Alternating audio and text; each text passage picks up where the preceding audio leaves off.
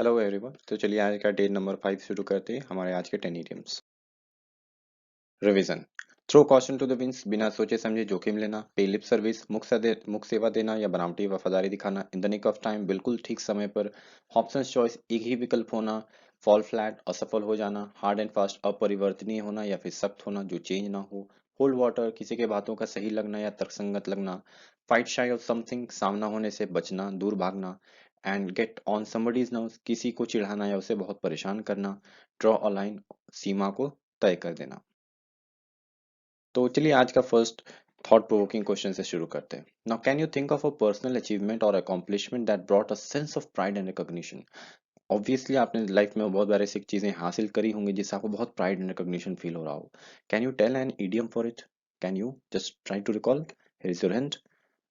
What is this? This is a cap. This girl is wearing the cap, and what is this?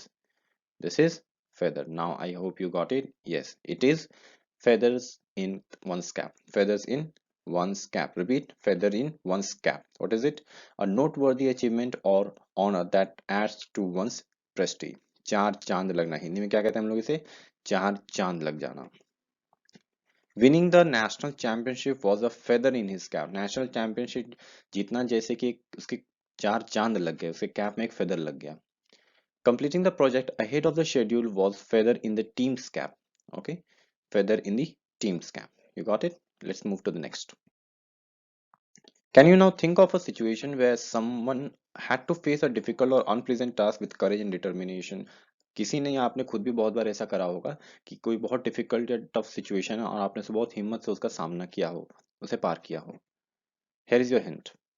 Okay, the hint is self-explanatory. Hint से ही आपको ये idiom याद आ गई होगी. This is a person and what he's doing? He's biting. Biting what? Biting what? He's biting the bullet. Bite the bullet. Repeat. Bite the bullet. What does it mean? To do something difficult or unpleasant. जो आपको अच्छा ना लगे फिर भी उसे करना, उसे कहेंगे you are biting the bullet. मुश्किल स्थिति का सामना करना या मजबूरी में स्वीकार करना। जैसे when faced with the layoff, the employees had to bite the bullet. Just see this person. एक एम्प्लॉय जैसा लगता है जैसे कि इसकी नौकरी चली गई हो, ले ऑफ हो गया हो। तो seems like he is biting the bullet, मतलब ये बहुत बुरे समय में है। He is facing very great difficulty. Before the challenging exam, she knew she had to bite the bullet to study diligently to succeed. उस एग्जाम के सामने शी न्यू, उसे पता था कि उसे बहुत ही कड़ी मेहनत करनी पड़ेगी, बहुत मुश्किल स्थिति का सामना करना पड़ेगा। So she knew she had to bite the bullet. She knew she had to bite the bullet. Okay. Now, can you think of a time when financial constraints required careful budgeting and resource management? जब आपके पास धन संपत्ति बहुत कम हो और कम में ही आपको सारी चीजों को मैनेज करना हो, आप ट्राई करते हो मैनेज करने का। Here is your hint. What is happening? See, इन दोनों एरोज के दोनों एंड्स, ये एंड और ये एंड, दोनों एरो के दोनों एंड्स क्या हो रहे हैं? The end seems to, the end seems to meet. That means to make both ends meet. Repeat, to make both ends meet. Once more, to make both ends meet. Look at this person. काफी गरीब और दरिद्र लग रहा है ना, इसके पास कुछ है नहीं जैसे कि। So he's, इसके बॉक्स में सारी चीजें खाली, नहीं अपना पैसे वैसे कुछ नहीं है। So he is barely able to make the ends meet. अपना खर्ची बहुत मुश्किल से चला पा रहा है। Let's see. Manage expenses with just enough funds. खर्च चलाना है किसी तरीके से, किसी भी तरह से गुजारा करना। क्या कहेंगे इसे? गुजारा करना, जैसे तैसे। With rising prices, single mom Preeti is struggling to make the ends meet.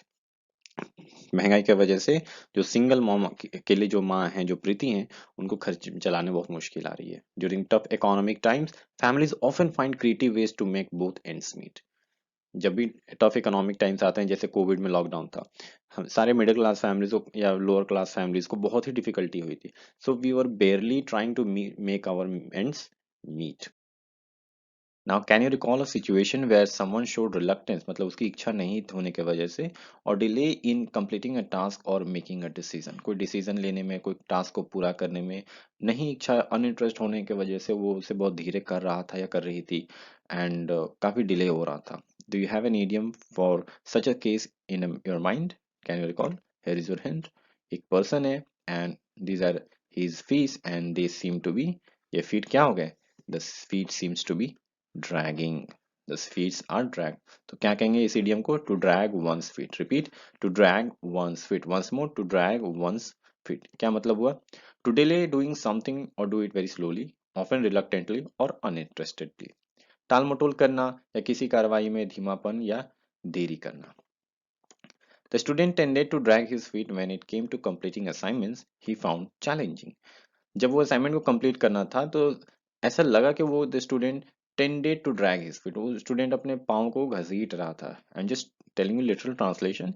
इसका रियल मीनिंग ये हुआ कि the student dragged his feet, मतलब वो उसे करना ही नहीं चाहता था, वो उसे बहुत डिले कर रहा था because he was not interested. Okay. The team kept dragging their feet on the project deadline, यानी वो टीम उस प्रोजेक्ट के डेडलाइन को मीट नहीं करना चाह रही थी, बस वो अपने पैरों को ड्रैग कर रही थी, ड्रैग कर रही थी. Again it's a literal meaning. What does it really mean? It means they were delaying or they were postponing or they were doing it very slowly because they were not interested. So the team was dragging their feet. Okay, look at this boy. Seems that he's not interested in the class. इसे class में पढ़ने का बिल्कुल मन नहीं है. And seems that this boy is dragging his feet in the class. I hope you got it. Let's move to the next. Now, can you think of a situation where someone's presence or attitude has a dampening effect on enthusiasm or positive atmosphere? किसी के होने के वजह से या उसके व्यवहार के वजह से चीजें या फिर माहौल वहां का खराब हो जाता है. Okay, so what do we call such a person? उन ऐसे पर्सन को हम क्या कहेंगे? Here is your hint. What is this? Seems a blanket and it is wet. Now you got it. अब आपको याद आ गया होगा. I have already told you the answer. इसे कहेंगे a wet blanket. क्या कहेंगे? A wet blanket. Such a person, we will call such a person a wet blanket. Look at this policeman. ये बच्चे बहुत मस्ती से मजे से खेल रहे थे. But he comes with a stop signboard and puts it here. So we can call this policeman is a wet blanket. Wet blanket for these kids. Okay, not for everyone. So this policeman is a wet blanket for these kids. Let's see. Someone who spoils the enjoyment or enthusiasm of others, or killjoy. माहौल बिगाड़ने वाला या मजा को किरकिरा करने वाला. Avoiding being a wet blanket, she chose to celebrate her friend's success wholeheartedly. उस लड़की ने कोशिश किया कि कहीं वो खुद एक मजा किरकिरा या माहौल बिगाड़ने वाली लड़की ना बने, इसलिए she decided to celebrate the party wholeheartedly. Okay, the party was going great until Uncle Frank arrived. A total wet blanket. Uncle Frank एक total wet blanket है, वो आती पार्टी को पूरा खराब कर दिया. Got it? Next, can you think of a situation where you or someone you know displayed a lack of physical activity or being lazy? जो बहुत आलसी हो, सुस्त व्यक्ति हो, उसके लिए idiom क्या कहेंगे हम लोग? Here's your hint. Where this girl is sitting and seems she is watching TV. क्या देख रही है? TV देख रही है. And she is sitting on couch. And now what is it? A potato. So now the answer is a couch potato. क्या कहेंगे हम इसे? A couch potato. Repeat. A couch potato. क्या मतलब है? One who spends a lot of time sitting on the couch. Couch पे बैठे बैठे दिन भर टीवी देखता रहे, ज्यादातर समय टीवी देखे बिताए, या फिर टीवी नहीं भी देखे तो बेसिकली वो इनएक्टिव रहे. So we will call him or her a couch potato. सुस्त या आलसी व्यक्ति को कहेंगे. Now, after a long day at work, Arjun would turn into a couch potato glued to the TV until falling asleep. दिन भर मेहनत भरा काम करने के बाद अर्जुन जब घर वापस आता है तो ही बिकम्स अ काउच पोटैटो, मतलब वो बस टीवी के सामने बैठ जाएगा और टीवी देखता रहेगा जब तक उसे नींद ना आ जाए. तो Arjun becomes a couch potato after the long day at work. Now, instead of being a couch potato over the weekend, Vinay decided to go for a hike to stay active. Now, weekends में विनय के पास option था, वो भी बैठ के TV देखता, यानी वो इनएक्टिव होता, यानी वो एक काउच पोटैटो बन सकता था. But Vinay decided not to become a couch potato and he decided to go for a hike and stay active. So Vinay decided not to become a couch potato and Arjun became a couch potato. Okay? Okay, now can you think of a challenging situation where despite the difficulties a positive outcome or opportunity emerge? यानी बहुत सारी difficulties और problems के बाद भी उसका एक positive outcome हो या एक aspect हो. Now, do you have any idiom for it in your mind? Here is your hint. Seems like a cloud and the color of the cloud is silver. तो कुछ silver या cloud से related. Can you recall? Can you recall? Here it is. It is every dark cloud has a silver lining. It is a phrase. Every dark cloud has a silver lining. क्यों ऐसा होता है? Generally आप जो clouds को देखेंगे जो dark होते हैं उनके जो बाउंड्रीज होती हैं वेरी फेरी होती है, वो एक सिल्वर लाइनिंग जैसी लगती है because of the light that of the sun that comes from the backwards. So every dark cloud has a silver lining. What does it mean? Every even difficult or bad situation, there are often hidden benefits or positives. हर मुश्किल के पीछे कुछ ना कुछ अच्छा होता ही होता है. Now, losing his job turned out to have a silver lining as it gave him the opportunity to pursue his passion. Losing his job, losing his job was a black cloud, but pursuing his passion was the silver lining. Okay. Despite the setback, she believed that every dark cloud has a silver lining and looked for positive aspects in the situation. Got it? Now, can you recall a situation where someone in a group stood out due to different or undesirable behavior? एक झुंड में, एक group में, जो एक ना एक ऐसा होता है जो टोटली डिफरेंट होता है. ओके, हम लोग बहुत हंसी मजाक भी बनाते हैं उनके. So, what do we call such a person? Okay, here is your hint. Okay, this is a wonderful and nice hint. A sheep. And here is the second hint. And now you have got the answer. अब आपका answer यहाँ definitely आ गया होगा. We call such a person a black sheep. We call such a person जो totally different हो, a black sheep. Repeat, a black sheep. A person who is considered embarrassment or an outsider within a group or family. See black sheep के दोनों connotations हो सकते हैं. ये generally positive aspects में भी एक ब्लैक शिप हो सकता है, यानी जिसकी बहुत अच्छे क्वालिटीज हैं वो डिफरेंट है. बट मैक्सिमम मोस्ट केसेस में ये नेगेटिव कॉनोटेशंस होते हैं. ओके, यानी बुराइयों की वजह से जो ज्यादा अलग होता है. In the family of doctors, he became a black sheep by choosing a career in art. यहाँ एक पॉजिटिव कॉनोटेशन है. ओके, जस्ट इमेजिन कि ये सारे जो है व्हाइट वाले ये डॉक्टर्स हैं और ये वो आर्टिस्ट है. Okay, so despite their efforts to conform, he remained a black sheep due to his unconventional choices. Okay, coming to the next, can you think of a situation where someone appeared strong or capable on the surface but lacked substance or strength when tested?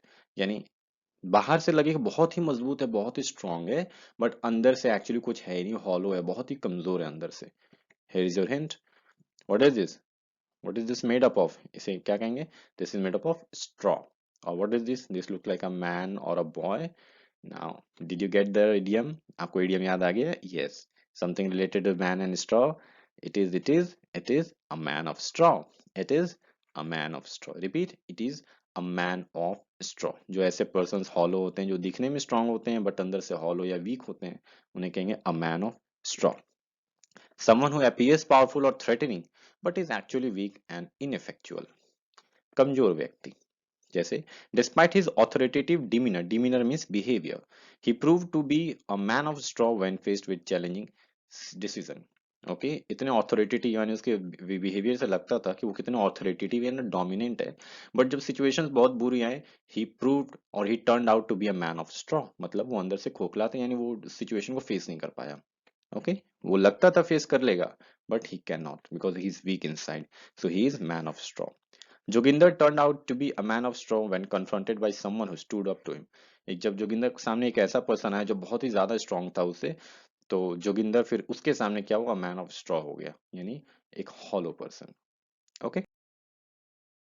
Now, can you recall a situation where someone, especially in a new role or field, displayed inexperience or a lack of knowledge? कोई नौसिखिया हो जो अभी किसी ने काम को शुरू किया है पर उसे उतना पता नहीं हो कैसे क्या करना है.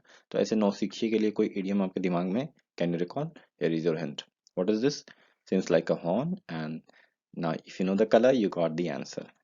The answer is a greenhorn. ऐसे पर्सन को क्या कहेंगे? A greenhorn. Who is a greenhorn? ऐसे पर्सन जो इनएक्सपीरियंस्ड हो, जिनके पास कोई नॉलेज नहीं हो, नौसिखिए हो, नया नया जान रहे हो, उनको कहेंगे a greenhorn. Repeat, a greenhorn. Just like this character. Since like इस कैरेक्टर को प्लांट में पानी देना था, बट सिंस लाइक ये ऑयल डाल रहा है, वो भी प्लांट में नहीं, जमीन पे डाल रहा है. So we can say that इसकी गार्डनिंग की कोई एक्सपीरियंस नहीं है. So this character or this person is a greenhorn. An inexperienced person or a naive person, especially in a particular field, अनजान या फिर नौसिखिया व्यक्ति, अनुभवहीन, जिसके पास कोई अनुभव ना हो. Being a greenhorn in the business world, he sought advice from the experienced colleagues. Business वो नया शुरू कर रहा था, इसलिए कोई इसे आइडिया नहीं था. So in the business world, he was a greenhorn. इसलिए उसने अपने colleagues से एडवाइस ली. The new intern, a greenhorn in the field of marketing, had a lot to learn about the industry. ये जो इंटर्न है, ये मार्केटिंग में ये एक ग्रीन हॉर्न है, क्योंकि ये न्यू है. तो इसने तो इसी जो है इस इंडस्ट्री के बारे में बहुत अभी लर्न करना बाकी है. Okay. Now we arrive to the end of the today's session. This was me, Amarnath Tiwari from the Lifelong Student. Kindly do subscribe and hit that like button if this video helped you out in any way. See you in the next video. Till then, keep learning and revising the idioms. See you next time. Goodbye.